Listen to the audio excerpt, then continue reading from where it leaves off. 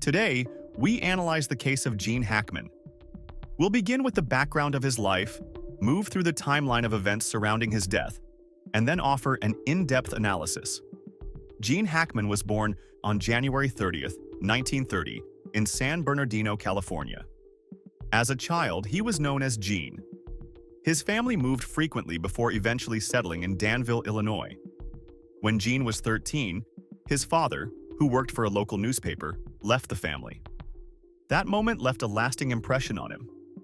3 years later, at just 16 years old, Gene lied about his age to enlist in the Marine Corps. He served as a radio operator until a tragic accident changed the course of his life. After crashing his motorcycle into a tractor, he suffered severe injuries, including a broken right leg. Gene was discharged in 1952 and moved to New York City, where he worked various jobs, each of which he described as miserable. He tried his hand at moving furniture, working in a drugstore, and even selling candy door-to-door. Eventually, he decided to study journalism and television production at the University of Illinois, but that path didn't last long. Soon after, he moved to Southern California to pursue acting. In 1956, Gene joined the Pasadena Playhouse Acting School. However, his instructors did not see promise in him. He received the lowest acting score ever given by the school. Alongside his classmate Dustin Hoffman, Gene was voted least likely to succeed. After a year, the school expelled him. But that rejection didn't stop him. Understanding that he wasn't a conventionally attractive actor, Gene refused to let his appearance dictate his future. He returned to New York City, taking small acting roles while working various odd jobs to survive. One day, while working at a restaurant, he ran into one of his former Pasadena Playhouse instructors. The instructor cruelly mocked him, saying his job at the restaurant was proof he would never make it as an actor. Rather than let the negativity consume him, Gene used it as fuel. He was determined to prove his critics wrong. After years of struggle, his career took a major turn in 1967 when he appeared in the film Bonnie and Clyde, earning an Academy Award nomination for Best Supporting Actor. But his true breakthrough came in 1971 when he starred as Jimmy Doyle in The French Connection. The role won him an Academy Award for Best Actor. Over the next 3 decades, Gene would appear in nearly 80 films, proving his versatility and undeniable talent. He retired in 2004, citing stress and ongoing heart issues. In his personal life, Gene married his first wife, Faye, in 1956. The couple had 3 children before divorcing in 1986. 3 years later, he met Betsy Arakawa, 31 years his junior. They married in 1991 and lived a quiet, reclusive life in a sprawling New Mexico estate. On February 26, 2025, at 1:43 p.m., 2 maintenance workers arrived at Gene Hackman's mansion. What they discovered inside was shocking. The front door was ajar, and as they stepped inside, they saw 2 lifeless bodies. They immediately called the police. When officers arrived, they confirmed the deaths of Gene Hackman and his wife, Betsy. Their bodies were partially mummified.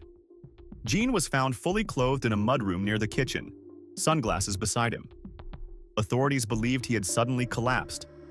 Betsy's body was discovered on a bathroom floor, with a prescription bottle and scattered pills nearby. There were no visible signs of trauma on either body. Just 10 to 15 feet away from Betsy, officers found a deceased German Shepherd locked in a closet. 2 other dogs were found alive, one in the bathroom where Betsy lay, and one outside the house. Strangely, the front door was open, yet there were no signs of forced entry. Investigators examined the structure, but there was no evidence of carbon monoxide poisoning or any other environmental hazard.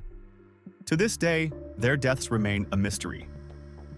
Looking at Gene Hackman's life, it's clear he endured hardship from an early age.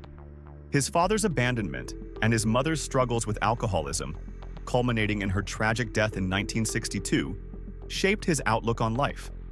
He faced rejection at nearly every turn, but refused to back down. The criticism and disapproval only strengthened his resolve, fueling his determination to succeed. Gene was known to be rebellious and hot-tempered. As a young man, he had multiple run-ins with authority. He was even jailed once for stealing candy and soda. His time in the Marines was marked by frequent fights, leading to his demotion from corporal. Even after becoming a successful actor, he was known for his temper. He was involved in a bar fight in 2001 and often lost his patience on movie sets. Despite this, he resisted playing overly violent characters in his films. So, what really happened to Gene and Betsy Hackman? Investigators have explored several theories. It would explain why Gene, Betsy, and one of their dogs died around the same time. However, this theory was dismissed when firefighters found no evidence of a leak. Could intruders have been responsible? Police found no signs of forced entry, and neither Gene nor Betsy showed signs of struggle or injury. With no evidence pointing to an outside party, this theory also seems improbable.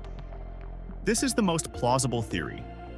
Perhaps Gene suffered a fatal cardiac event, something that would align with his known heart issues. Betsy, overwhelmed with grief, may have taken prescription medication in response, leading to her death. The scattered pills suggest an impulsive decision rather than a planned act. If this is true, her emotional state may explain why she didn't make arrangements for their dogs. Regardless of the cause, the deaths of Gene and Betsy Hackman remain a heartbreaking mystery. Gene Hackman was a man shaped by hardship, but he never let it define him. His struggles with anger and rejection never stopped him from pushing forward. Every obstacle, every critic, every failure only made him work harder. He didn't strive to be a superstar. He wanted to be a great actor, and he succeeded. Despite the doubts of others, he proved himself time and time again. And though he never considered himself sentimental, his work left a lasting impact on the world of cinema. Gene Hackman once said, "I'm pretty satisfied that I made the right choice when I decided to be an actor. I was lucky to find a few things that I could do well, and that I could look at and say, yeah, that's all right." But in truth, Gene Hackman's legacy is far more than just all right. His talent, determination, and resilience made him unforgettable.